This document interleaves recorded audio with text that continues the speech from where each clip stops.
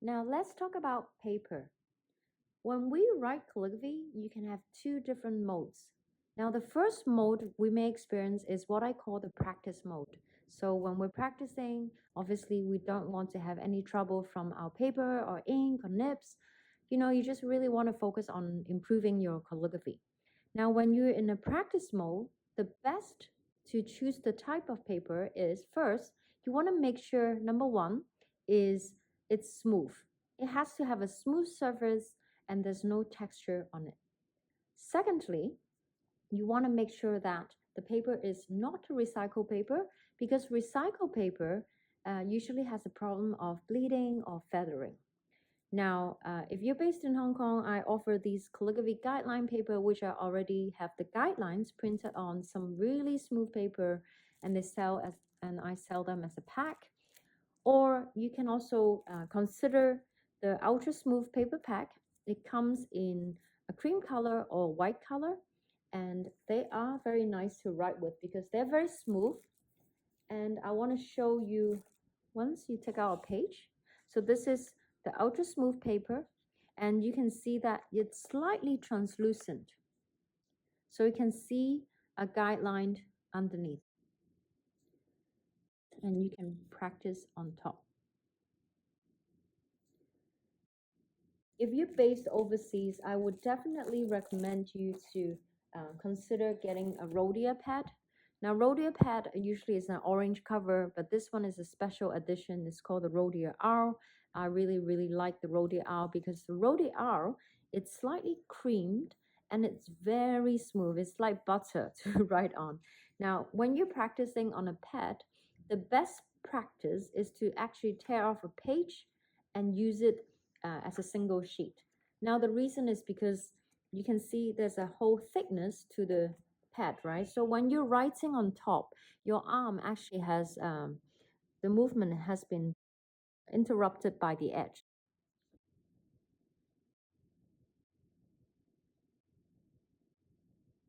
Take out a page, then you can have a guideline underneath.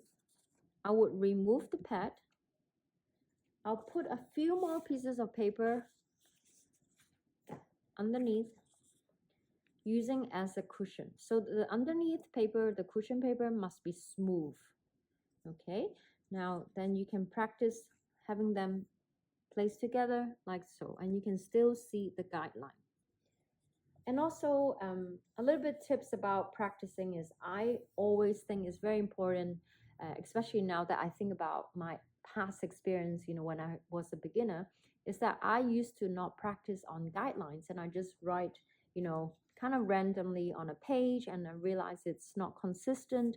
So I would definitely recommend you to have a guideline, either printed or use underneath the writing page. And then secondly, what is useful is that I personally prefer paper that is slightly creamed paper, so slightly off-white color. Because if you use a bright color, so let's say I'll show you the white color that I have. Some people do prefer using a white, but there is a downside is you can see the contrast, and the white usually reflect a lot of light back into your eyes, and in the long-term practice it's really can be a little bit harmful for your eyes. But this is obviously your choice.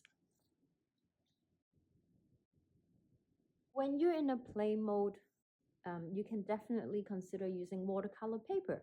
So these are some examples I made earlier using watercolor paper. So I have a floral wreath that is painted with watercolor, and this one I just wrote with the nickel G nib, and it works smoothly on the watercolor paper. This one is it's a hot press, so it's smooth type.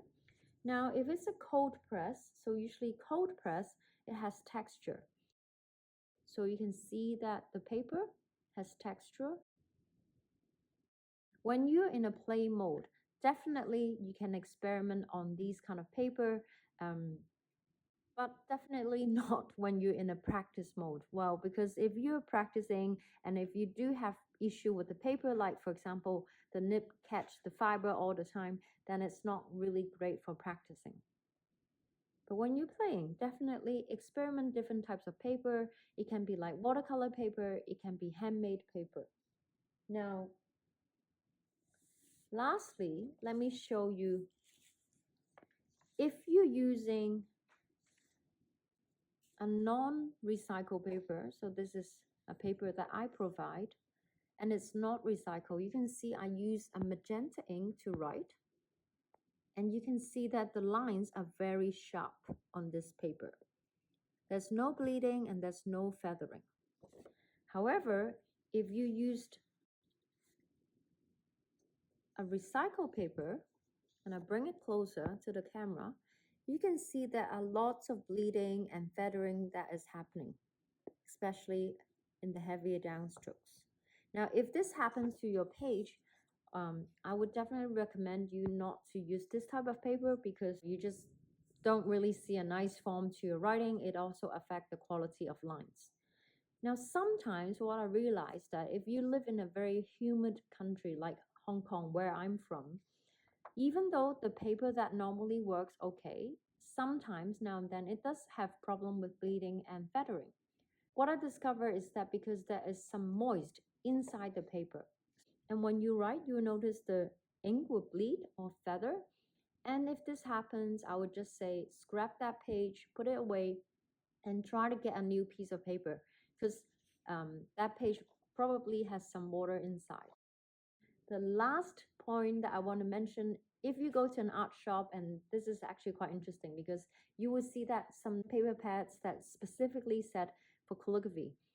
I actually do not recommend highly for those because a lot of them have problems, but they usually marketed as a calligraphy paper. The best way is to experiment, other paper rather than those. Hopefully this is a great tutorial and get you started on choosing the right paper for your practice.